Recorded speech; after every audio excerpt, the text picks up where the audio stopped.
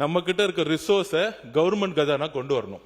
ஆனா அமைச்சருக்கும் சரி அரசுக்கும் சரி என்ன சிக்கல் அப்படின்னா, ஒவ்வொரு மாவட்டத்தில் இருக்கக்கூடிய மக்களுக்கு தெரியும், அது மணல் குவாரியா இருக்கட்டும், அது மலைகளா இருக்கட்டும், அந்த மலைகள்லாம் கண்ட்ரோல் யார் பண்றதுன்னா கேட்டா சொல்லிடுவாங்க, எங்க கிட்ட ஆதாரம் இருக்கா? ஏன்னா அவங்க பேர்ல வச்சுக்கிறதே கிடையாது. நான் யார பத்தி பேசலையே, நீங்க பேசுறீங்க. நீங்க பேசுங்க. நாங்க பொருளாதார கொள்கையை பேசிட்டு இருக்கோம். ஏன் ஜி ஸ்கொயர்னா அண்ணன் எந்திரிக்கிறாரு, மலையை பத்தி பேசினா அண்ணன் எந்திரிக்கிறாரு. ஏன் பதட்டமாவாதீங்க, திமுக பதட்டமாவாதீங்க. எங்களுடைய பதட்டமாவும் இருங்க. ஆக்சுவலா பதட்டமாவாதீங்க. மலையை பத்தி பேசினா மலை பத்தி பதட்டம். நான் தைரியமா பேசுறேன், எனக்கு ஒன்னும் பிரச்சனை இல்ல. புரியுங்களா? நான் எந்த கட்சி பேரையும் பேசல, எந்த கட்சியை பத்தி நான் பேசல, எந்த கட்சி பேரையும் பத்தி பேசல, எந்த கட்சி பேரையும் பேசல. பொருளாதார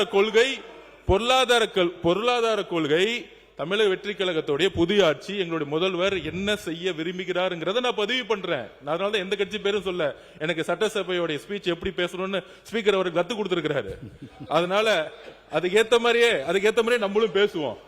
அமைச்சர்கள் நம்மளும் அந்த வாழைப்பழத்துல ஊசி இறக்குனாங்களா, அதுமே நம்மளும் பேச கத்துக்குவோம். ஓகேவா? அப்ப இந்த பொருளாதார கொள்கை எப்படி இருக்குன்னா, அரசுடைய அதிகாரத்தை அதாவது தேர்தல் வெற்றி பெற்று வந்த பிறகு நிறைய பேர் சொல்லுவாங்க என் பேர்ல ஒண்ணுமே இல்ல, ஆனா அவங்களுடைய குடும்பத்தில் இருக்கவங்க பேர்ல மெடிக்கல் காலேஜ் இருக்கும், இன்ஜினியரிங் காலேஜ் இருக்கும். இது எல்லாம் எங்க இருந்து வந்துச்சுன்னா, இந்த மாதிரி மலைகளையும் இந்த மாதிரி மைன்ஸ்லயும் பினாமிகளை போட்டு, அதுல இருந்து சட்டம் சொல்லுது 10 அடி எடுக்கணும்னா 50 அடி கல் எடுக்கிறது, 50 அடி 200 அடி கல் எடுக்குது. என்னென்ன ஃபைன் போட்டுக்கோங்க. கூடு சீக்கிரத்தில் முதலமைச்சர் பண்ணுவார், எல்லாத்துக்கும் ஃபைனும் போடுவாரு, கைதும் பண்ணுவாரு, எல்லாமே நடவடிக்கை இருக்கும். ஆனால் நான் என்ன சொல்ல வரேன்னா, முதல்ல இந்த அரசியல் ரீதியாக வெற்றி பெற்ற பிறகு முன்னாள் அமைச்சர்களுடைய பினாமியா இருக்கக்கூடிய இந்த மலைகள்லாம் இருக்கு பாருங்களா, மக்களுடைய சொத்துக்களா மாற்றம். அதான் அமைச்சர் முயற்சி செஞ்சிட்டு இருக்காரு. அப்படி பண்ணும் பொழுது சீல் வைக்கும் போது என்ன ஆயிடுதுன்னா, செயற்கையா ஜல்லியையும் மற்ற ரா மெட்டீரியலையும் அவங்க முடக்கிறாங்க. ஏன்னா யார் கண்ட்ரோல் இருக்கு?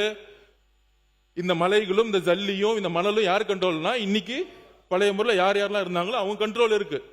இவர் சீல் வைக்க போனா உடனே சல்லி கிடைக்காம பார்க்க, அப்ப ரேட் ஏறுது. உடனே இங்க இருந்தே நிறைய பேர் மெம்பர் சொல்றாங்க, நீங்க சீல் வைக்கிறதுனால ஜல்லி ஏறுது, மணல் விலை ஏறுது, கல்லு விலை ஏறுது. அதாவது ஆட்சியில் இவங்க தான் இருப்பாங்களாம், அதுக்கு லைசன்ஸ் கொடுக்கறது இவங்க தானா, மைன்ஸோட லைசன்ஸ் கொடுக்கறது இவங்க தானா, அவங்க குடும்ப உறுப்பினர்களும் தொழில் பண்ணுவாங்களாம். ஆனா ஆதாரம் இருந்தா சொல்லுங்க. மாண்புமிகு அமைச்சர்களே, இந்த பினாமியை புடிச்சு உள்ள தூக்கி போடுங்க. அங்க அடிச்சா யாரு குரல் கொடுக்கறாங்களோ, அங்க அடிச்சா யார் இங்க எந்திரிச்சு பேசுறாங்களோ அங்கதான் ஆதாரம் இருக்கு.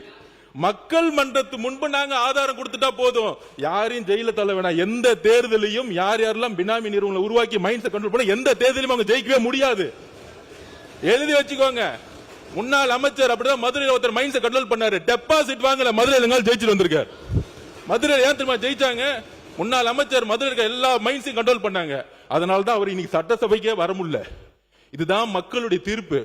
எப்பொழுது மக்களுடைய சொத்தை தன்னுடைய பினாமி நிறுவனங்கள் மூலம், தன்னுடைய குடும்ப நிறுவனங்கள் மூலம் கைப்பற்றாங்களோ, மக்கள் தேர்தல் அரசியல தூக்கி எறிவாங்க. எழுதி வச்சுக்கோங்க. இதுதான் புதிய அரசியல். நாங்க ஒரு மைண்ட்ஸை தொட மாட்டோம், நாங்க மணலை தொட மாட்டோம்.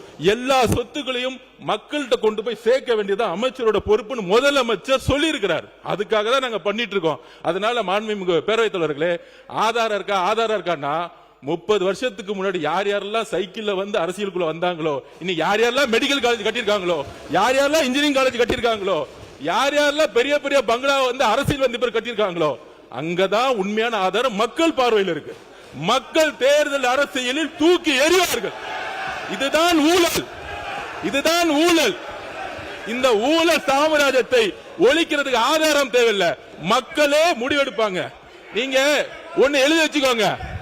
அண்ணா பிறந்த ஊர்ல காஞ்சிபுரத்துல திமுக ஒரு தொகுதி கூட ஜெயிக்கல. இதுதான் ஆதாரம்.